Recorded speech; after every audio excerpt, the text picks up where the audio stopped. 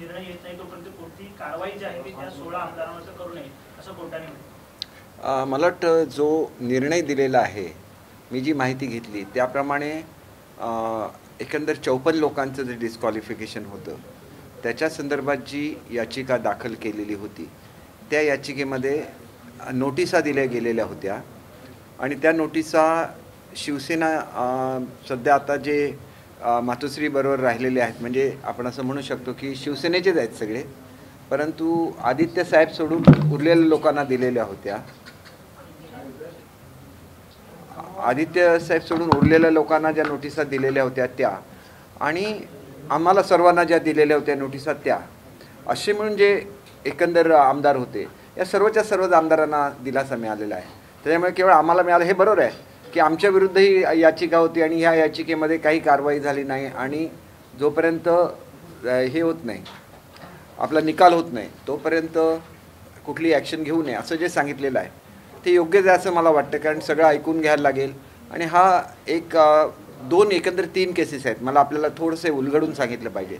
पहिली जी केस आहे तिथं उपसभापती आहेत त्यांच्याकडे चार्ज होता, त्यांच्याकडे जेव्हा चार्ज असताना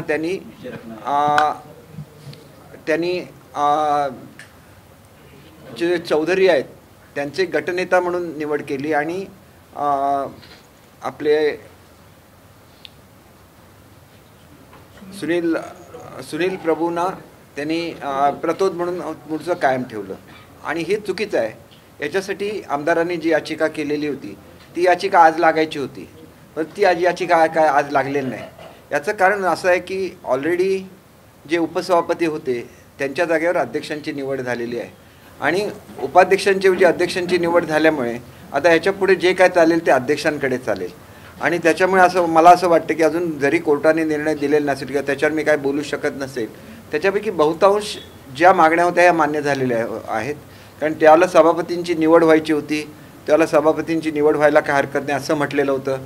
त्यानंतर शासनाच्या विरोधातला जो ठराव होता, जो अविश्वासाचा ठराव होता, तो अविश्वासाचा ठराव उद्धव साहेबांनी राजीनामा दिल्यामुळे तो विषय संतुष्टात आलेला आहे। म्हणजे एकंदरीतच त्या केसमधले बरेचसे जे विषय होते ते आपोआप सुटलेले आहेत, कारण ह्या ठिकाणी इलेक्शन सुद्धा झालं, त्या सरकारने राजीनामा दिला, नवीन सरकार निवडून आलं। दुसरी जी याचिका आहे ती ज्या ठिकाणी अध्यक्षांची निवड झाली त्या अध्यक्षांच्या निवडणुकीच्या वेळची ती याचिका आहे आणि त्याच्यामध्ये दोन्ही बाजूच्या लोकांनी दावा केलेला होता की दुसरी लोक डिस्क्वालिफाय व्हावी। त्याच्यामुळे त्याच्यामध्ये एकंदर ज्यांच्यावर नोटिसा निघाल्या अशांची संख्या जास्त आहे आणि त्याच्यामध्ये रिलीफ मिळालेला आहे की पुढची सुनावणी होईपर्यंत त्याच्यावर काही कारवाई करायची नाही। म्हणजे आता ज्या नोटिसा निघाल्या आहेत त्या बाबतीतली आहे ही। आणि तिसरी जी आहे ही याचिका केलेली आहे सुनील प्रभूजींनी, की त्याच्यामध्ये त्यांनी म्हटलेलं आहे की जे अध्यक्षांनी जी मान्यता दिलेली आहे ह्यांना आपले एकनाथजी शिंदे यांना गटनेते आणि भरत शेठ गोगावले यांना व्हीप म्हणून ती रद्द करावी अशा स्वरूपाची ती मागणी होती। तर त्याच्यावर सुद्धा काय भाष्य झालेलं नाही आहे। त्यामुळे एकंदरीत परिस्थिती अशी आहे की महाराष्ट्राचा गाडा सुरळीत चालण्याच्या दृष्टीने शेवटी आपण एक गोष्ट लक्षात घेतली पाहिजे की विधिमंडळ हे एक महत्त्वाची कॉन्स्टिट्युशनल बॉडी आहे ज्याच्यामध्ये कायदे तयार होतात। त्या कायद्याचं इंटरप्रिटेशन करणं, त्याच्यावरचे निर्णय देणं याच्यासाठी कोर्ट असतात आणि त्याच्यामुळे आतापर्यंतच्या एकंदरीत तुम्ही कोर्टाच्या संदर्भात त्यांनी केलेले जर जे बोललेलं आहे त्या संदर्भात असं म्हणतात की आम्ही शक्यतो कमीत कमी इंटरफिअरन्स हा विधानसभेच्या कामामध्ये करण्याचा त्यांचा प्रयत्न असतो। ही वस्तुस्थिती आहे, तुम्ही कुठलीही केस वाचून बघा त्याच्यामध्ये असंच म्हटलेलं असतं। एकदम टोकाची जर परिस्थिती निर्माण झाली तरच सुप्रीम कोर्ट किंवा हायकोर्ट त्याच्यामध्ये आपण इंटरव्हीन करत असतं आणि मग त्याच्यावर आपण निर्णय देत असतो। त्याच्यामुळे ज्याला सरकार स्थापन होतं विधिमंडळाला अनेक दिवस अध्यक्ष नव्हते, ही परिस्थिती कुठल्याही राज्याला फारशी शोभादायक नाही आणि अशा परिस्थितीमध्ये अध्यक्षांची निवड होणे हे विधानसभेचं कामकाज सुरळीत चालवण्याच्या दृष्टीने महत्त्वाचं असतं। ज्याला एखादा सरकार किंवा मुख्यमंत्री राजीनामा देतात त्यावेळेला नवीन मुख्यमंत्री येणं, नवीन त्या ठिकाणी सरकार येणं ही आवश्यकता स्टेटच्या दृष्टीने असते आणि त्याच्यामुळे ती इमर्जन्सी असते। मागच्या वेळेला बघा आपल्याकडे जो निर्णय झाला महाराष्ट्रामध्ये त्यांनी म्हटलेलं होतं की 2 दिवसाच्या आत तुम्ही निवडणुका लावा, त्याला सिनियर मोस्ट असेल त्याला अध्यक्ष नेमा आणि कशा पद्धतीने घ्यायची, उघड मतदानाने घ्यायचं, ही सुद्धा त्यावेळेला सुप्रीम कोर्टाने जो निर्णय दिला त्याप्रमाणे ती इलेक्शन झालेली होती। कारण त्यावेळेला परिस्थिती अशी होती की अनेक दिवस महाराष्ट्रामध्ये सरकार नव्हतं. आता विधानसभेची त्या ठिकाणी निवडणूक झालेली आहे, फक्त विधान परिषदेच्या सभापतींची निवडणूक अजून व्हायची आहे. कारण ज्या वेळेला आपलं अधिवेशन चालू होईल त्यावेळेला कदाचित तीसुद्धा निवडणूक होऊन जाईल. त्याच्यामध्ये एकंदरच तुम्ही बघितलं तर महाराष्ट्रामध्ये आता एक स्थिर सरकार आलेलं आहे. महाराष्ट्राच्या विधानसभेला स्वतःचे अध्यक्ष मिळालेले आहेत आणि त्याच्यामुळे मूळच्या पिटिशनमध्ये जे अपेक्षित होतं की हे सगळं व्हावं ते सगळं पूर्ण झालेलं आहे. आणि आमची मूळची पिटिशन होती ज्याच्यामध्ये 16 लोकांना जे डिस्क्वालिफाय करण्यासाठी नोटिसा देण्याचं झालेलं होतं किंवा दुसऱ्या गटाला बहुमत नसताना मान्य देण्याचं झालेलं होतं, या संदर्भातली ती पहिली पिटिशन होती आणि त्याच्यावर आज काहीही कोर्टामध्ये झालेलं नाही. ही वस्तुस्थिती आहे आणि त्याच्यामुळे ही जी प्रोसेस आहे या प्रोसेसमध्ये अर्जन्सी खूप मोठी आहे असं आता परिस्थिती राहिलेली नाही आहे. ज्याप्रमाणे कोर्ट डिसाईड करेल त्यांच्या सवडीनुसार त्यावेळेला त्याच्यावर हिअरिंग होईल आणि ही हिअरिंग होऊन जो काय निकाल लागेल तो आमच्यावर सगळ्यांवरच बंधनकारक असणार आहे. म्हणजे आमचं न्यायव्यवस्थेवर पूर्ण विश्वास आहे आणि त्याच्यामुळे आज जो मिळाला न्याय हा फक्त आम्हाला मिळाला नाही, तो सर्वांनाच मिळालेला आहे. त्याच्यामुळे हा निकालचं स्वागत सर्वांनी केलंच पाहिजे आणि आता सुरळीत कामकाज सुरू झालं पाहिजे. कारण आता आपलं विधानसभेचं अधिवेशनचं सुरू होणार आहे आणि त्याच्याचबरोबर नवीन मंत्रिमंडळाचं गठन होणार आहे आणि लोकांच्या दृष्टीने खूप कामाचेही दिवस आहेत. महाराष्ट्रामध्ये पूर परिस्थिती आहेत. अशा संदर्भात आता हे कामकाज सुरू झालं पाहिजे असं मला वाटतं. दुसरी गोष्ट अशी आहे की निवडणुका, मंत्रिमंडळाचं गठन कधी होईल वगैरे ह्या वेगवेगळ्या स्वरूपाच्या बातम्या दिल्या जातात, परंतु याच्यामध्ये हे पूर्ण अधिकार हे मुख्यमंत्री आणि उपमुख्यमंत्री एकत्र बैठक घेतील, ते ठरवतील आणि त्यावेळेला मंत्रिमंडळाचा विस्तार होईल. सध्या 2 लोकांचं जरी मंत्रिमंडळ असलं तरी सर्वच्या सर्व निर्णय घेण्यासाठी ते सक्षम आहेत आणि त्याच्यामुळे महाराष्ट्रामध्ये हा कारभार सुरू झालेला आहे आणि जनतेला निश्चितपणे दिलासा देण्याचं काम महाराष्ट्रामध्ये सुरू झालेलं आहे. सर, शिवसेनेने केंद्रीय निवडणूक आयोगाकडे धाव घेतली आहे. त्यांचं म्हणणं आहे की आमची बाजू ऐकल्याशिवाय धनुष्यबाण जे चिन्ह आहे त्याबाबत कोणताही निर्णय घेऊ नका असं शिवसेनेने निवडणूक दाखल केलेली आहे. शिवसेनेने एक गोष्ट लक्षात ठेवा, त्यांना जी भीती वाटते ही भीती निरर्थक आहे. आम्ही अजूनही सांगतो की आम्ही शिवसेनेचेच सदस्य आहोत आणि शिवसेनेने जर एक चांगली भूमिका घेतली, मी असं समजू शकतो की ज्या वेळेला महाराष्ट्रामध्ये निवडणुका झाल्या आणि आमच्या पक्षप्रमुखांना असं वाटत होतं की मला दिलेलं वचन हे पाळलं गेलं नाही, म्हणून त्यांनी जी काय ॲडजस्टमेंट केलेली असेल तर ती त्या काळापुरती ॲडजस्टमेंट होती आणि ती ॲडजस्टमेंट अशी होती की त्यांनी एक कॉमन मिनिमम प्रोग्राम तयार केला आणि त्याच्यावरच राज्य चालवायचं असं त्यांनी ठरवलं. परंतु पक्षाचा एक वेगळा अजेंडा असतो आणि तो अजेंडा केवळ बाळासाहेबांचे विचार हाच तो अजेंडा असू शकतो असं मला एक व्यक्तिशः वाटतं. आणि त्याच्यामुळे बाळासाहेबांनी सांगितलेलं होतं की मी काँग्रेसबरोबर कधीही करणार नाही किंवा काँग्रेसला सोबत कधीच घेणार नाही. त्यावेळीच्या परिस्थितीनुसार घ्यायला लागलं, याला आम्ही दोष देत नाही. परंतु आता ते सरकारच्या कारकीर्द संपलेली आहे, आता ती आवश्यकता लागलेली नाही. अशा वेळेला समविचारी पक्षाबरोबर जाणं हा एक चांगला विचार सर्व शिवसैनिकांच्या मनामध्ये जे मनापासून वाटतं. एक सर्वसाधारण शिवसैनिक पुढे येऊन बोलू शकत नाही कारण आपल्यासमोर असलेल्या महनीय व्यक्ती असतात, त्यांच्यासमोर कसं बोलणार ते. परंतु एक लखपते ताई म्हणून आहेत, 72 वर्षाचे आहेत. 72 वर्षाच्या आहेत. त्या दिवशी ज्यांची सगळ्यांची ॲफिडेविट घेतली त्या एक व्यक्ती म्हणजे बघा, महिला असून त्या जिल्हा प्रमुख आहेत आणि त्या दऱ्याखोऱ्यामध्ये त्या फिरतात. त्यांनी सांगितलं की मी शिवसैनिक आहे, मला ॲफिडेविट करायची गरज नाही, मी बाळासाहेबांच्यामुळे मी शिवसैनिक आहे. आणि म्हणून त्यांनी मला काही रंजक गोष्टी सांगितल्या. काल रात्री त्यांना अरविंद सावंत साहेबांचा फोन आला होता. अरविंद सावंत हे माझ्याच ह्याच्यातले आहेत आणि सावंत साहेबांचे माझे अतिशय चांगले संबंध आहेत. तर त्याच्यामध्ये तुम्हाला त्यांना असं विचारलं की तुम्ही बंडू जाधव तर त्या ठिकाणी सत्कार का केला. आता मुळात खासदार साहेब आमचे जे आहेत बंडू जाधव, तर हे मूळचेच माळकरी आहेत. आज नाही, दरवर्षी 15 दिवस ते वारीमध्येच असतात आणि आपण जर सर्वसामान्य वारकऱ्याचा सत्कार करतो तर एक खासदार ज्याला 15 दिवस वारीमध्ये चालतो त्याला त्याचा सत्कार करणं महाराष्ट्राची संस्कृती आहे. त्याच्यावर जर काहीतरी विचारायला गेलं आणि त्याच्यावर कोणीतरी क्वेश्चन करायला लागलं तर अशा तऱ्हेने मनं दुखवत असतात. आणि म्हणून हे जे काय प्रकार चाललेले आहेत हे ताबडतोब थांबले पाहिजेत असं मला स्वतःला वाटतं. साहेब फार वरच्या लेवलचे नेते आहेत. साहेबांनी वरिष्ठ लेवलवर काय ते बोलवावं, त्याचा निर्णय घ्यावा. पण आज मी पुन्हा एकदा सांगतो, मागच्या प्रेस कॉन्फरन्समध्ये सुद्धा सांगितलं, तुम्ही एक जनमताचा कौल घ्या आणि प्रत्येक सामान्य शिवसैनिकाला विचारा, ते तुम्हाला सांगतील की आमचं आयुष्य गेलं काँग्रेस आणि राष्ट्रवादीबरोबर लढण्यामध्ये, आम्ही त्यांच्याबरोबर कधीही बसण्याची आमची तयारी नसते. मी स्वतःचा अनुभव घेतलेला आहे. ही आघाडी झाली, ताबडतोब आमच्या नगरपालिकेची इलेक्शन लागली, काँग्रेसने आपल्या माणसाला चिन्ह दिलं. त्या ठिकाणी आमचा सिटिंग MLA होता, सिटिंग नगराध्यक्ष होता थेट निवडून आलेला, तरी पण काँग्रेसने आपलं चिन्ह दिलं. त्याला भले मतं कमी पडली असतील, परंतु त्याची मदत ही आमच्या विरोधात लढवणाऱ्या माणसाला झाली. 100 मतांनी सीट निवडून आली, काँग्रेसने 700 मतं घेतली. याचा अर्थ काय झाला की तुम्ही आमच्यामुळे सत्तेत आहात, तुम्हाला ही पदं कधीच मिळाली नसती, परंतु आमच्यावरच सत्तेत आहात, तर एका साध्या नगराध्यक्षाच्या निवडणुकीला सुद्धा तुम्ही सहकार्य करणार नाही. ही जी भूमिका आहे ही शिवसैनिकांना पटण्यासारखी नाही. त्याच नगरपालिकेमध्ये मी 1 महिन्यापूर्वी मला 4-5 हजाराचं लीड स्वतःला मिळालं होतं, परंतु दुसरा कॅन्डिडेट उभा राहतो त्यावेळेला ती परिस्थिती वेगळी असते. आणि त्या परिस्थितीमध्ये जर काँग्रेसचं आम्हाला सहकार्य झालं असतं तर आमच्यावर 25 वर्षांनंतर पहिल्यांदा दुसरा नगराध्यक्ष बसला. आता काय शेवटी आम्ही एकत्र आलो आहे, BJPचा होता, त्याच्यामुळे फार मोठा काय आता आम्हाला फरक पडत नाही, परंतु हे घडलं ही वस्तुस्थिती आहे. मग महाराष्ट्रामध्ये प्रत्येक ठिकाणी हे घडणार असेल तर आमची जी शक्ती आहे शिवसेनेची ती काँग्रेसने आणि राष्ट्रवादीने घ्यायची आणि आम्हाला मात्र संपवायचं, हे कुठल्याही शिवसैनिकाला मान्य होणार नाही. आणि आमचा मेन मुद्दा बाहेर राहण्याचा किंवा वेगळं होण्याचा किंवा हा उठाव करण्याचा एवढाच होता की आमच्या विचाराचे जे लोक आहेत, जे बाळासाहेबांचे विचाराचे जे लोक आहेत, ते हिंदुत्वाच्या विचाराचे लोक आहेत, त्यांच्याबरोबर तुम्ही युती करा.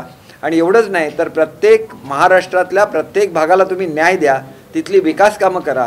केवळ त्या काँग्रेस आणि राष्ट्रवादीच्या मतदारसंघामध्येच विकास झाला म्हणजे महाराष्ट्राचा विकास झाला असं नव्हे, ही आमची भूमिका होती. आज एक चांगली बातमी, मला निदान खरी आहे खोटी आहे माहिती नाही, पण मला असं कळलं की आजची जी मीटिंग होती मातोश्रीवर, ती खासदारांनी द्रौपदी मुर्मू ह्या ज्या आपल्या राष्ट्रपतीच्या उमेदवार आहेत त्यांना पाठिंबा देण्याच्या संदर्भात ती मीटिंग होती असं मला कळलं, चर्चा करण्यासाठी. आणि असं जर झालेलं असेल तर आम्ही त्याचं स्वागत करतो. प्रत्येक ठिकाणी काय राजकारण करायचं नसतं, देशाकडे तर राजकारण कधीच करायचं नसतं. आणि मग ती जर निवडणूक राष्ट्रपतींची असेल तर ती पॉलिटिकल निवडणूक नसते, ती जर निवडणूक विधानसभेच्या अध्यक्षांची असेल तर ती पॉलिटिकल निवडणूक नसते. आणि त्याच्यामुळे महाराष्ट्राची तर परंपरा अशी राहिलेली आहे की आजपर्यंत बहुतांश इलेक्शन्स अध्यक्षांच्या या बिनविरोध झालेल्या आहेत आणि ती परंपरा महाराष्ट्राची परंपरा आहे. या इलेक्शनमध्ये सुद्धा ती कायम ठेवली गेली असती तर आम्हाला बरं वाटलं असतं. परंतु एकंदरीतच सांगायचं आहे की आम्ही असं जाहीर केलेलं आहे की उद्धव साहेबांचं कुठलंही स्टेटमेंट असेल तर त्याच्यावर आम्ही उत्तर देणार नाही. उद्धव साहेबांच्यावर कोणीही बोलू नये आमच्या मित्रपक्षाचं, असं सुद्धा आम्ही म्हटलेलं आहे. आणि त्याप्रमाणे तुम्ही बघा की कोणीही स्टेटमेंट केलेलं नाही आहे. ज्यावेळेला एक स्टेटमेंट चुकून झालेलं होतं ते सुद्धा स्टेटमेंट मागे घेण्यात आलेलं आहे. आणि त्याच्यामुळे एक चांगल्या वातावरणाची निर्मिती महाराष्ट्रामध्ये होते आणि आम्हाला मनापासून वाटतं की आमच्या पक्षप्रमुखांचा आदर ठेवला पाहिजे, तो ठेवला जाईल याची आम्हाला खात्री वाटते. आणि याच्यातून शेवटी everything is well that ends well असं म्हटलं जातं. त्याच्यामुळे शेवट गोड झाला की सगळं गोड असतं, त्यामुळे शेवट गोड व्हावा एवढीच आम्ही अपेक्षा करतो. आणि एक ह्या निमित्ताने सांगतो की आम्ही उद्धव साहेबांच्या कुठल्याही स्टेटमेंटला उत्तर देणार नाही, याचा अर्थ इतर नेत्यांनी केलेल्या स्टेटमेंटला उत्तर देणार नाही असं बिलकुल नाही. कारण शिंदेसाहेबांचा सडेतोड स्वभाव आहे आणि त्याच्यामुळे उद्या अशी परिस्थिती इतर नेत्यांनी सुद्धा आणता कामा नये की कधीतरी उत्तरामध्ये कोणाची तरी मनं दुखवली जाते, अशी परिस्थिती येता कामा नये. म्हणून आम्ही जशी रिक्वेस्ट केली आमच्या मित्रपक्षाला की तुमच्या कोणीही स्टेटमेंट करू नका, तसं सांगितलं गेलं पाहिजे की खूप नेते असतात आणि ते काय काय स्टेटमेंट करत असतात आणि मग ह्या स्टेटमेंटमुळे आमच्या शिंदेसाहेबांचं सुद्धा मन दुखावण्याची शक्यता असते. ते सुद्धा आमचे नेते आहेत, ते आमचा जो विधिमंडळ पक्ष आहे त्याचे ते नेते आहेत, त्यांचं सुद्धा मन दुखवू नये अशा तऱ्हेची स्टेटमेंट करावी अशी आमची सुद्धा नम्र विनंती आहे. सर, सर्वोच्च न्यायालयामध्ये आज पाहायला मिळालं की शिवसेना विरुद्ध शिवसेना हे न्यायालयात होते. कुठेतरी न्यायालयाच्या बाहेर देखील काही तडजोडी होऊ शकतात का? त्याच्यामुळे शिवसेना जी आहे ती फुटणार नाही. जे सामान्य शिवसैनिक आहेत त्यांना वाटतंय की या शिवसेनेचा अंत होता कामा नाहीये. तुमच्या बाजूने पण काही प्रयत्न केले जातील, त्यांच्या बाजूने पण काही प्रयत्न जातील, पण न्यायालयाच्या बाहेर जाऊन देखील प्रयत्न होणार का? एक मी तुम्हाला निश्चितपणे सांगतो, मला ॲव्हरेज साधारण दिवसाला 100 ते 150 कॉल येतात. मी प्रत्येक कॉल घेतो आणि ते जे कॉल करणारे असतात सगळे शिवसैनिक असतात. ते आधी अभिनंदन करतात की शिंदे साहेबांसारखा आमच्यासारखा एक सर्वसामान्य शिवसैनिक आज या पदावर आला. आणि त्याच्यापैकी बहुतांश लोक सांगतात की आमच्याकडे असा कठीण प्रसंग आला होता त्यावेळेला शिंदे साहेबांनी आम्हाला मदत केली. कोल्हापूर सांगलीतून फोन आले त्यावेळेला सांगतात आमच्याकडे पूर आला त्यावेळेला शिंदे साहेबांनी मदत केली. ही आपुलकी त्यांनी निर्माण केलेली आहे महाराष्ट्रामध्ये, संपूर्ण महाराष्ट्रामध्ये. म्हणून त्यांनी ते मुख्यमंत्री बनले म्हणून कोणालाही वाईट वाटलेलं नसतं. परंतु सगळे आम्हाला काय सांगतात की उद्धव साहेबांना बरोबर घेऊन तुम्ही राज्य केलं पाहिजे, त्यांच्या आशीर्वादाने तुम्ही राज्य केलं पाहिजे. आणि आमचे म्हणणं सुद्धा असंच आहे की उद्धव साहेबांनी आम्हाला आशीर्वाद द्यावे आणि एक चांगलं राज्य हे शिवसेनेचं आणि भाजपचं महाराष्ट्रामध्ये व्हावं. आणि हा मनाचा मोठेपणा जसा बाळासाहेबांकडे होता तसाच तो उद्धव साहेबांकडे आहे. थोडासा कुठे जर मन दुखावलेलं असेल तर ते दुखलेलं मन शांत होईपर्यंत आम्ही थांबू आणि लवकरच माझी खात्री आहे याचा शेवट गोड होईल. काही खासदारही तुमच्या संपर्कात आहेत का?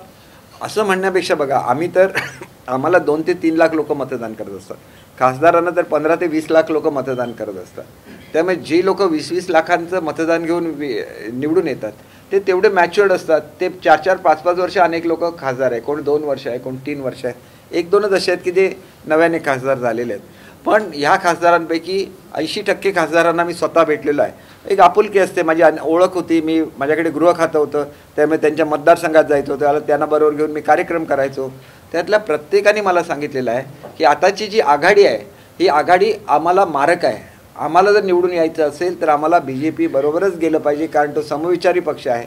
आणि हे जे 2 घटक पक्ष आम्ही नाईलाजास्तव बरोबर घेतलेले आहेत हे आम्हाला संपवायला निघालेले आहेत. असं जर 80% खासदार माझ्याशी बोलतात, त्यातल्या किती लोकांना डायरेक्टली साहेबांना हे सांगितलं असेल मला माहिती नाही, परंतु माझी खात्री आहे की एकट्याला घेऊन जर उद्धव साहेबांनी विचारलं तर त्याच्यापैकी 90-95%. आता काही लोक असतात ते कायम त्यांच्या आजूबाजूला असतात, त्यांना रोज भेट मिळते, त्यामुळे ते कशाला म्हणणार. त्यांचं ठीक आहे, ते 1-2च लोक आहेत जे आजूबाजूला असतात, काही राज्यसभेचे मेंबर आहेत ते आजूबाजूला असतात, त्यांना भेट मिळते. परंतु जे खासदार ज्यांचं प्रेम आहे उद्धव साहेबांवर आणि ज्यांना असं वाटतं की आम्ही जर BJP बरोबर गेलो तर महाराष्ट्रामध्ये पुन्हा एकदा पूर्वीसारख्या सीट निवडून येऊ शकतील, त्याच्यामध्ये शिवसेनेचा फायदा होईल. शिवसेना राष्ट्रीय पक्ष बनला कारण आम्ही एकत्र होतो BJP आणि शिवसेना, आणि त्याच्यामुळे शिवसेनेची शक्ती घेऊन BJP अवश्य महाराष्ट्रामध्ये मोठा झाला असेल. परंतु मोठा झाल्यानंतर सुद्धा अमित शहा इथं आले, त्यांनी ही युती घडण्यासाठी उद्धव साहेबांची भेट घेतली आणि त्याच्यानंतर आमची युती झाली आणि त्याच्यामध्ये आमच्या बहुतांश सीट निवडून आल्या. ज्या 2-4 सीट पडल्या त्या किरकोळ मताने पडलेल्या आहेत. त्याच्यामुळे आता पुन्हा इलेक्शन झाली तर त्याच्यामध्ये सुद्धा जर सेना आणि BJP एकत्र असेल तर मोठ्या प्रमाणात सीट ह्या महाराष्ट्रामध्ये निवडून येऊ शकते. खासदारकीची एक स्टेटमेंट केलं ते म्हणजे की काँग्रेस आणि राष्ट्रवादी शिवसेना संपवते, पण जर आपण आकडेवारी जागांची बघायला गेली तर 2019ला भाजपने शिवसेनेला केवळ 120 जागाच दिल्या, अधिक जागा तुम्ही त्यांच्याकडे ठेवून तर कुठेतरी भाजप देखील शिवसेनेला शिवसेना संपवण्याचा प्रयत्न करतो तुम्हाला वाटतं? हे बघा, तुम्ही त्याच्या पूर्वीची आकडेवारी मला वाचून दाखवली नाही. त्याच्यापूर्वी 122 सीट निवडून आल्या, म्हणजे ज्याला आम्ही वेगवेगळ्या लढवलं त्याला, आणि आमच्या 65 सीट निवडून आल्या, बरोबर आहे ना. म्हणजे ह्याचा अर्थ काय होतो की महाराष्ट्रामध्ये पूर्वी आम्ही मोठा भाऊ अवश्य होतो, परंतु इलेक्शनमध्ये असं सिद्ध झालं की मोदी जे आल्यामुळे जे काय BJPमध्ये अधिकचं बळ आलेलं आहे त्याच्या ह्याच्यावर लोकांनी त्या मोदी साहेबांच्या लाटेमध्ये अधिकचे मतं ही BJPला दिली. ही वस्तुस्थिती आहे. मग वस्तुस्थिती कधीतरी मान्य करून चालायलाच लागते. आणि मग ज्यावेळेला 127 वगैरे अशा काहीतरी त्या सीट असतील मला वाटतं, पण त्या आमच्या पक्षप्रमुखांना विचारूनच त्या सीट ठरलेल्या होत्या. आणि त्याच्यामुळे असं नव्हतं की आम्ही वेगवेगळे होतो. ज्याला पालघर सीट आम्हाला द्यायची होती BJPने दिली, तिथं आम्हाला सुटेबल कॅन्डिडेट पाहिजे होता, तो त्यांचा जो एक्झिस्टिंग खासदार होते त्यांना पुन्हा त्यांनी लढवायला आमच्या बाजूने लावलं. मैत्रीमध्ये हे सगळं चालतं आणि त्याच्यामुळे मला असं वाटतं की ती मैत्री जी होती ती चांगली मैत्री होती, ती मैत्री पुन्हा झाली पाहिजे असं आमचं म्हणणं आहे. काही लोक बोलले, आता तुम्हीच विचार करून बघा, 1 किंवा 2 लोक अशी होती जे बोलले, जे मनाला लागण्यासारखे बोलले, पण त्या लोकांना मोदी साहेबांनी सांगितलं असतं ना तुम्ही गप्पा बसा म्हणून, किंवा त्यांना कधी त्याची शिक्षा सुद्धा दिली असती. परंतु तिथपर्यंत आपण त्यांच्यावर बसलं पाहिजे, बोललं पाहिजे. केवळ ते 2 कोणतरी बोलले, त्यांना असं वाटतंच की तुम्ही आणि एकत्र येऊ नये. त्यांना असं वाटतं की शिवसेना नाहीशी व्हावी, की उद्धव साहेबांचा जो पगडा आहे तो नाहीसा व्हावा. तसा तो पगडा नाहीसा होऊ शकत नाही, मी तुम्हाला ठामपणे सांगतो. आणि म्हणून असं जर कोण विचार करत असेल आणि 1-2 लोकांच्या बोलण्यावरून आपण संपूर्ण पक्षाला गृहीत धरत असू तर ते कुठेतरी चुकीचं होईल असं मला वाटतं. आणि त्याच्यामुळे ह्याचा विचार व्हावा, नेमके कोण लोक बोलत होते त्या काळामध्ये, त्या लोकांना बघितलं पाहिजे की हा जर माझा खरोखर शत्रू असता आणि हा जर कुठल्या दुसऱ्या पक्षामध्ये गेला आणि तिथून सुद्धा बोलतोय, मग तो आपला शत्रूच होता ना. या पक्षात असता तरी बोलला असता, BJPमध्ये गेला असता तरी बोलला असता, आणि आपण BJPला दूर केल्यामुळे आपल्या शत्रूला ते जवळ घेणारे उघड आहे. आणि मग त्याच्याबद्दल वाईट का वाटून घ्यायचं, ही शेवटी लढाई असते राजकारणामध्ये. तुमचा सरळ रोग संजय राऊतांकडे आहे का? नाही, संजय राऊतांकडे हल्ली आम्ही तो विषय सोडून दिला आहे मॅडम. आदित्यजींवर कोणी आरोप केले हे नाव आता मी इथं सांगणार नाही, नंतरच्या काळामध्ये ते मोठे सुद्धा झाले, परंतु ते आरोप करणारे एक राज्यसभेचे खासदार होते, बरोबर आहे. आणि त्यांनी हे आरोप करावे आणि ते सुद्धा BJPच्या प्लॅटफॉर्मवर करावे हे बहुतांश BJPच्या आमदारांना मान्य नव्हतं.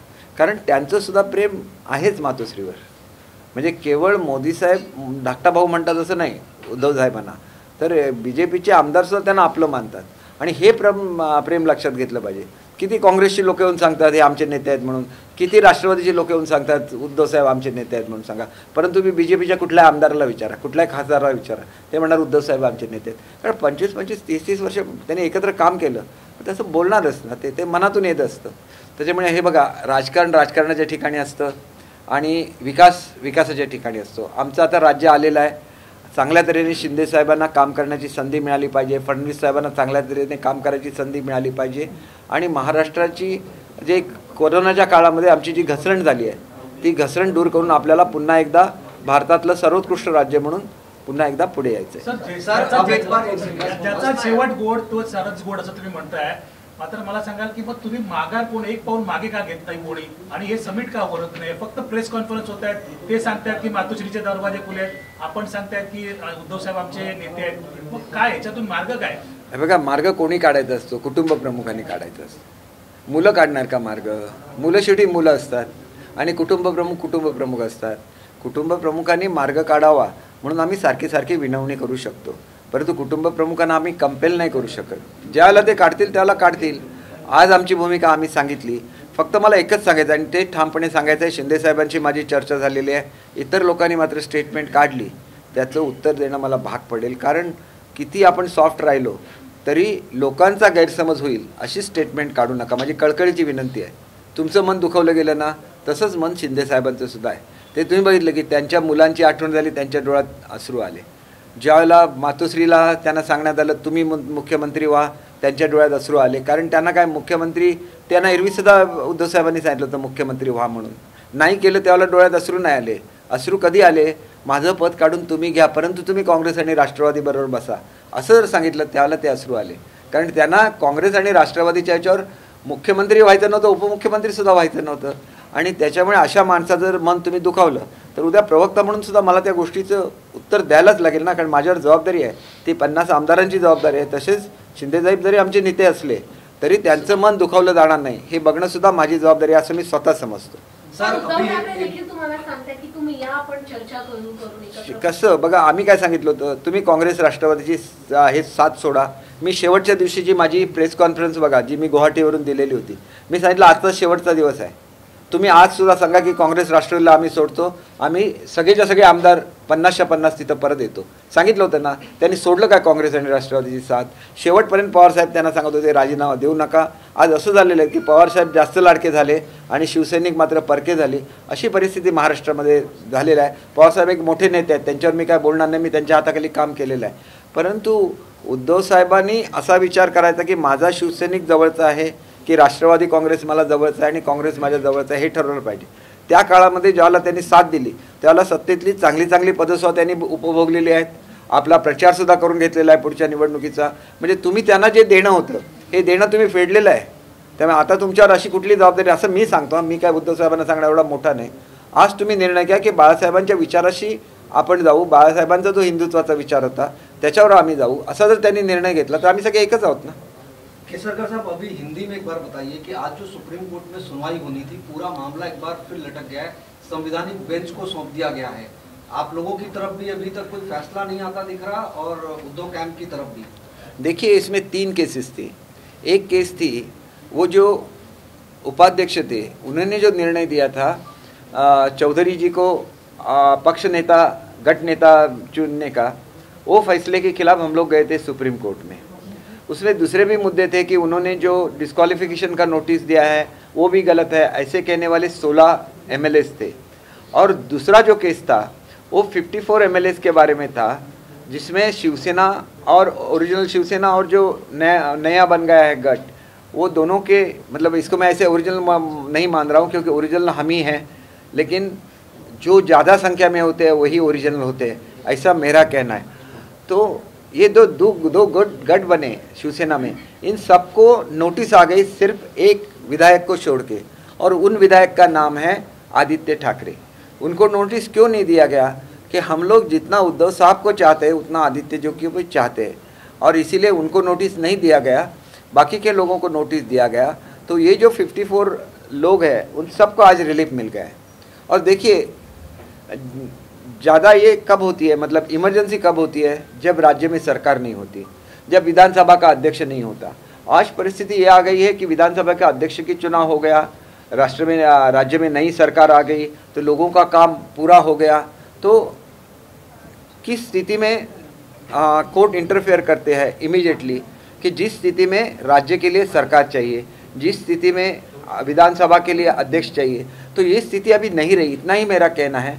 कोर्ट जब भी लगाएगी, वो जब तारीख लग जाएगी, तो हमारा जो कहना है हम ऑनरेबल कोर्ट के सामने लाएंगे, और वो जो भी डिसीजन होगा सबके लिए वो बाइंडिंग है। सर, आप कह रहे हैं इमरजेंसी नहीं है, सरकार बन गई है राज्य में, विधानसभा अध्यक्ष भी चुन लिए गए हैं, सीएम चुन लिए गए हैं, लेकिन मंत्रिमंडल अभी नहीं बना है। बिना कैबिनेट के कोई डिसीजन राज्य में बड़े डिसीजन हो नहीं सकते। इस बात को लेकर अब कांग्रेस और एनसीपी भी कहीं ना कहीं आप लोगों पर तंज कस रहे हैं कि आप लोगों की मजबूरी है, कोर्ट पर डिपेंड है। देखिए, कोर्ट पे कुछ भी डिपेंडेंट, मंत्रिपरिषद का गठन करने में कोई भी डिफिकल्टी नहीं है। ये अभी क्यों नहीं हो रहा है, इसका मैं सीधा जवाब आपको देता हूँ। कल तारीख है 13 तारीख को एक बहुत ही इम्पोर्टेंट मीटिंग है राष्ट्रपति जी के इलेक्शन के बारे में, वो दिल्ली में है, और हम आज यूटी में आ गए, तो हमारा भी एक प्रतिनिधि वहाँ पे बुलाया गया है। तो उस दिन हम रहेंगे दिल्ली में। दूसरे दिन हमारी जो राष्ट्रपति पद की उम्मीदवार है हमारी यूटी की, वो आ रही है महाराष्ट्र में, तो उस दिन कुछ नहीं हो सकता। फिर रहेगा दिन 15 का। 15 में अगर करना चाहे तो कर सकते हैं, लेकिन 16 को फिर हम लोग इकट्ठा आ रहे हैं, कैसे मतदान करना है। 17 को उसका रिवीजन करना है, और 18 को वोटिंग करनी है। मतलब सब एमएलए इसमें ही रहेंगे। तो किसको ये फुर्सत रहेगी कि जाके कुछ अच्छा वाला कपड़ा पहनो और वहाँ पे जाके शपथ ले लो। वो तो इतनी जल्दी में बिल्कुल नहीं है। और ये जो बोल रहे हैं कि कैबिनेट नहीं है, तो कैबिनेट हो चुकी है। कैबिनेट की पहली बैठक उसी दिन हुई जिस दिन गवर्नर ने सीएम और डिप्टी सीएम को इनवाइट किया शपथ लेने के लिए। शपथ लेने के बाद सीधा वो मंत्रालय चले गए, वहाँ पे उनका पहला कैबिनेट हुआ, और उस कैबिनेट में बहुत सारे महत्वपूर्ण निर्णय हुए। और आज भी कैबिनेट की बैठक होती है। कैबिनेट में कितने मेंबर्स चाहिए ये कहीं पे लिखा हुआ नहीं है। कैबिनेट 2 लोगों की भी हो सकती है, वो ज़्यादा से ज़्यादा कितने होने चाहिए वो तो लिखा हुआ है, लेकिन कम से कम कितने चाहिए तो नहीं लिखा है। इसलिए हमारी सरकार आ गई है, हमारी कैबिनेट रेगुलरली फंक्शन कर रही है, और वो महाराष्ट्र की जनता को दिलासा दे रही है। सर, एक खबर लगातार चल रही है कि जो शिंदे ग्रुप है उनके संपर्क में 12 से 14 सांसद हैं। आज मातोश्री में एक बैठक चल रही थी जिसमें लगभग आधा दर्जन से ज्यादा सांसद उपस्थित नहीं थे। तो क्या वाकई में आप लोगों के संपर्क में हैं? देखिए, संपर्क में होना न होना ये ज़्यादा अहमियत नहीं रखता, क्योंकि जो एमपीज़ है उनको 15, 20, 25 लाख लोग जीत के देते हैं, तो बहुत ही मैच्योर्ड रहते हैं, वो खुद का फैसला खुद ले सकते हैं। और आपने भी कई लोगों को उनको मीडिया के साथ बोलते हुए दिखाया है कि उनका भी कहना यही था कि बीजेपी और शिवसेना इकट्ठा चले आगे चल के, क्योंकि उनके भी कॉन्स्टिट्यूंसी में वही हो रहा था कि कांग्रेस और एनसीपी के मंत्री आते थे, अपने ही उनके कैंडिडेट को डिक्लेयर करते थे कि ये आगे चल के आपका विधायक बनेगा। उनको ताकत मिली शिवसेना से, और वो शिवसेना को ख़त्म करने की बात कर रहे थे। वो केवल एमएलएस के बारे में नहीं हो रहा था, तो एमपीज़ के बारे में हो रहा है। और उनकी जो भी राय है वो पहले बोलेंगे ना अपने पक्ष प्रमुख का, हम चाहते हैं कि आप इकट्ठा रहो सेना और बीजेपी, वो बोलेंगे। मानना न मानना ये पक्ष प्रमुख उनका निर्णय है, तो वो निर्णय ले सकते हैं। सर, एक सवाल यहाँ पर बहुत इम्पोर्टेंट है, थोड़ा क्लियर कीजिएगा। आप लोग कहते हैं कि हम बाला साहब को मानने वाले हैं, उद्धव साहब के खिलाफ नहीं है, शिवसेना गुटी है, हम असली शिवसेना है, और दूसरी तरफ मातोश्री से लगातार उद्धव ठाकरे का बयान आता है कि दरवाजे खुले हैं। इसका रिजल्ट क्या है? कोई एक कदम आगे नहीं जाता, कोई पहल नहीं होती है, अंत क्या है इसका? देखिए, मैंने जब लास्ट मेरी प्रेस कॉन्फ्रेंस ली थी गुवाहाटी में, तो उस दिन मैंने बोला था कि ये लास्ट दिन है। आज भी हमें बोलिए कि आप कांग्रेस और राष्ट्रवादी का साथ छोड़ रहे हैं, तो हम लोग सब एमएलए वहाँ से उठ के महाराष्ट्र आ जाते हैं, आपके पास आ जाते हैं। लेकिन कल आप हमको बोलेंगे तो हम नहीं आ सकेंगे, फिर हमारा गठबंधन हो जाएगा। और जब गठबंधन बन जाता है तो गठबंधन के जो नेता है उनसे भी आपको कंसल्ट करना पड़ेगा। आज हम हमारे फ्री है किसके साथ जाए किसके साथ न जाए, लेकिन हम कांग्रेस एनसीपी के साथ बिल्कुल नहीं जाएंगे, हमने क्लियर कट बोला था। तो इसके बाद दूसरा ऑप्शन रहता है बीजेपी का। अगर वो चाहते तो वो बोल सकते थे कि मैंने आज इनको छोड़ दिया है, आपकी तरफ से मैं बीजेपी के साथ बात करता हूँ और हम लोग अच्छा वाला मंत्रिमंडल बनाएंगे महाराष्ट्र में, हम लोग सीधा यहाँ आ जाते थे। वो लास्ट डे भी मैंने बोला था कि today is the last day. कल आप हमको बोलेंगे तो हम पे बंधन आ जाएगा कि हम हमारी जो युति रहेगी उसके सहयोगी दल से हमें बात करनी पड़ेगी और आपको भी बात करनी पड़ेगी। तो अब ये हो गया कि युति बन गई महाराष्ट्र में, तो इनको जब अब बात करनी पड़ेगी तो हमारे नेता तो शिंदे साहब है, लेकिन उसके साथ बीजेपी के जो नेता है जिन्होंने हमें सपोर्ट किया और हमारी जो मेजॉरिटी थी वो कम होने के बावजूद भी उन्होंने महाराष्ट्र का सीएम एक शिवसैनिक को बनाया है, तो इनका ये बड़प्पन है, तो उनके साथ बात करने में कुछ हर्ज है ऐसे मुझे नहीं लगता। सर, मातोश्री में एक बैठक हुई थी जिसमें राष्ट्रपति चुनाव को लेकर बात हुई, जिसमें सारे सांसदों ने द्रौपदी मुर्मू जी को समर्थन करने की बात कही सिवाय संजय राउत के। तो क्या सांसद भी अब संजय राउत जी से नाराज है जैसे विधायक नाराज है? नहीं, देखिए ये जो सपोर्ट करने की बात है, एक बड़ा निर्णय भारतवर्ष में हो गया कि एक आदिवासी महिला जो बहुत ही कॉम्पिटेंट है, जो गवर्नर का कार्यकाल 5 साल संभाल चुकी है, अगर वो बनती है तो महिला वर्ग का भी सम्मान है और आदिवासी जनों का भी सम्मान है, जो आज तक दूर रहे बाकी के समाज से, जंगल में रहे, अपनी एक संस्कृति उन्होंने बनाई रखी, आज उनका सम्मान हो रहा है। तो पूरे भारतवर्ष को ऐसा लगना चाहिए कि ये सम्मान सबने मिलकर इकट्ठा करना चाहिए। अगर ये निर्णय हो जाता है तो बहुत अच्छा निर्णय है और उसका हम स्वागत करते हैं। सर, शरद पवार ने कहा है कि वो एमवीए की सरकार जो आगे का जो चुनाव होगा वो भी वो एक ही अम्ब्रेला के अंदर लड़ेगी, जिस तरीके से वो एमवीए का गठन उन्होंने किया था। आपको लगता है कि शिवसेना ऐसी परिस्थिति में उद्धव ठाकरे उनसे अलग होंगे जबकि खुद शरद पवार इस तरह का बयान दे? देखिए, एक चीज़ तो ये है कि शिवसेना बाला साहब ने तैयार की थी, बाला साहब के विचारों पे शिवसेना चलती है और बाला साहब ने एक क्लियर कट बोला है, उतने कितने सारे क्लिपिंग्स हैं उनके कि मैं कांग्रेस के साथ कभी भी नहीं जाऊंगा, ताकि शिवसेना अगर ख़त्म भी हो जाए और मैं अकेला रहूंगा तो भी कांग्रेस के साथ नहीं जाऊंगा। ये उनका ये है, अगर उनके विचारों पे चलना है। अगर आप बोलते कि ये बाला साहब की शिवसेना है और उनके विचारों पे चलेगी तो शरद पवार साहब को उसमें क्या वॉइस रहता है, ये तो शिवसैनिकों को डिसाइड करना है, ना कि शरद पवार जी को, क्योंकि शरद पवार जी की शिवसेना नहीं है, ये शिवसैनिकों की शिवसेना है और ये बाला साहब की शिवसेना है। तो उसके बारे में पवार साहब बोले तो महान नेता है, बोल सकते हैं, लेकिन कितने शिवसैनिकों को ये पसंद आएगा मुझे मालूम नहीं। मतलब सर, आप मान रहे हैं कि जो शिवसेना चल रही थी उसको शरद पवार चला रहे थे? नहीं, देखिए क्या हो गया, आज मेरा फ्लाइट भी है। If you will excuse me, there is a small problem in my family, somebody has expired, so I'll have to catch that flight.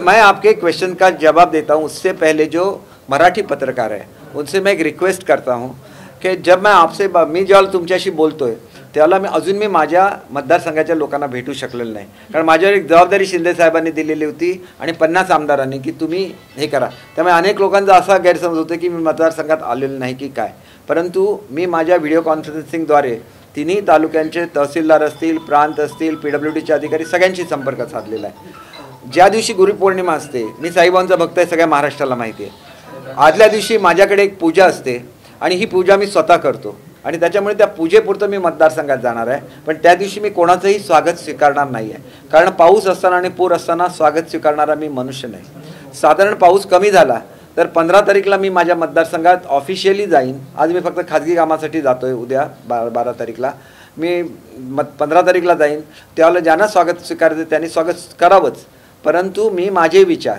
माझी जी बाजू आहे, जी माझ्या सिंधुदुर्ग जिल्ह्याची बाजू आहे, ज्याचा मी पालकमंत्री म्हणून काम केलं, ज्याच्यासाठी मी खूप निधी आणला आणि अनेक वेळा टीका सुद्धा झाली की सिंधुदुर्गला एवढा निधी कसा मिळाला, तर त्या जनतेशी मला बोललं पाहिजे। ही बाजू सगळी पक्षाची आणि ह्याची झाली, त्याच्याशिवाय आमचं एक कुटुंब आहे, हे कुटुंब आमचा मतदारसंघ असतं आणि त्या कुटुंबाशी बोलायला पूर परिस्थिती असताना मी जाणार नाही। मी 15 तारीखला तसं मी मोकळं ठेवायला सांगितलं, कारण 13ला दिल्लीला आहे, 14ला राष्ट्रपतीचे आमच्या उमेदवार इथे येत आहेत मुर्मू मॅडम, आणि त्याच्यामुळे 15ला मी माझ्या मतदारसंघात जाईन। मी ज्यावेळेला मतदारसंघात जाईन तेव्हा माझ्या भावना तुम्ही सगळ्यांना पोचवा की उद्या कोणीही माझं स्वागत करायला किंवा पॉलिटिकल हे घ्यायला किंवा माझी इंटरव्ह्यू घ्यायला कुठल्याही मीडियाने येऊ नये, कारण त्या दिवशी मी इंटरव्ह्यू देणार नाही, कारण बाजू एकदाच मांडायची असते, फर्मली मांडायची, लोकांना समजेल अशी मांडायची आणि मग त्यांना कळेल की आपला आमदार का गेला, त्यांचा अधिकार आहे माझ्यावर, त्यांच्यामुळे मी आमदार आहे आणि मला मतदान करताना भाजप सेनेचा आमदार म्हणून मला मतदान केलेलं आहे आणि त्याच्यामुळे मला वाटतं की माझी ही बाजू सुद्धा तुम्ही पोचवाल आणि 15 तारीखला मी तिथे भाषण करणार आहे, कुठला एखादा हॉल भाड्याने घेऊन, ते सुद्धा तुम्ही लोकांना सांगा, जेणेकरून त्यांच्या मनामध्ये असलेला संभ्रम दूर होईल।